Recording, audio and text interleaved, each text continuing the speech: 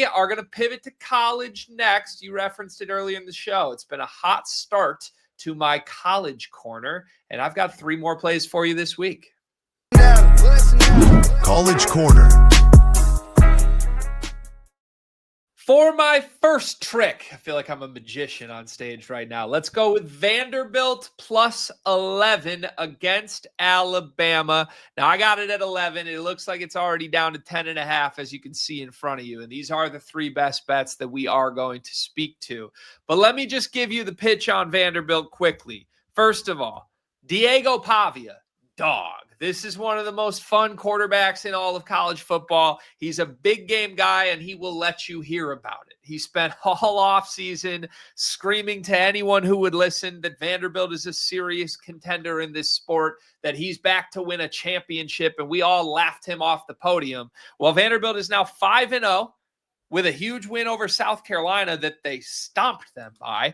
31-7 was the score in that game. They beat Virginia Tech by 24. His last 2 weeks, Pavia has led this offense to 125 points. They're 16th in the polls. I mean, they are on track to make a college football playoff appearance, and I think you've got to buy it at this point. Pavia has the reputation of this big primetime underdog guy, and he just relishes opportunities like this against Alabama. Now, Alabama is still Alabama, as they showed against Georgia, but let's spot bet for just a moment here.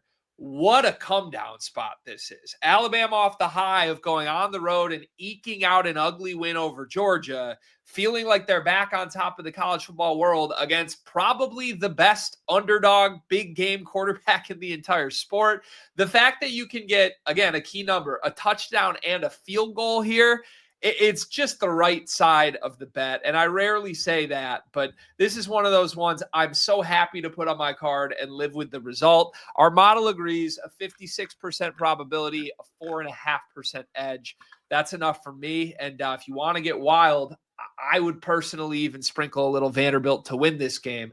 We've seen Alabama at their best against Georgia. It was impressive. We've seen them at their worst when they got blitzed by a Florida State team that just lost to Virginia. They are not unbeatable, and Diego Pavia can beat anybody in the sport. I'll be quicker on my next 2, but I was just obligated to give an impassioned plea for my favorite play of the week here. Michigan State plus 10.5 is next. They are taking on Nebraska here. Big spot as well in terms of why do we like this one.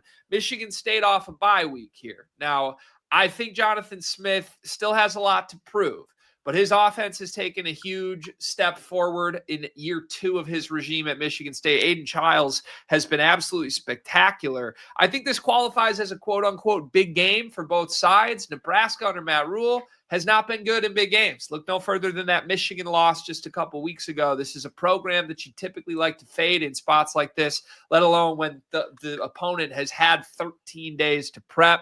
I think Michigan State showed some good things on the road in their last game against USC. Didn't win the game, but got the cover in the second half there. 10.5 is too many points for 2 teams I think are pretty evenly matched on paper here. And then lastly, Boise State, Notre Dame, fun one here. Just take the over 64.5. As you see, pretty sizable probability that this one lands as a win. According to the model, both these offenses have been absolutely on fire this season. Notre Dame, I mean, in high-profile games, this has not been an easy schedule by any means for Notre Dame. They're only 2-2, but you go through it: 56 points against Arkansas, 56 against Purdue, 40 against Texas A&M in a loss. I mean, their games have been played in the 70s or upward most times this season.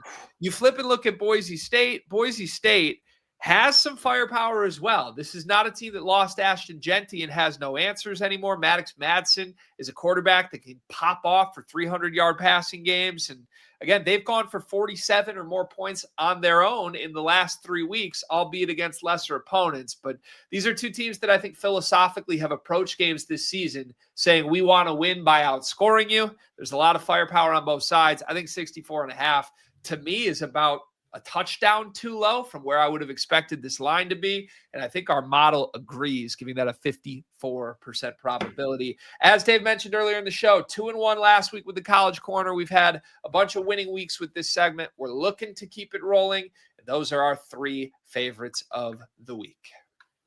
As always, I'll be tailing alongside you, Greg. And as you mentioned, 9.1% edge on the Vanderbilt upset. So check that out on Dimers. Get your value if you think they are live for that. Am I correct in remembering they beat Bama last year? It was like a pretty surprise, right? Kind of what the hell?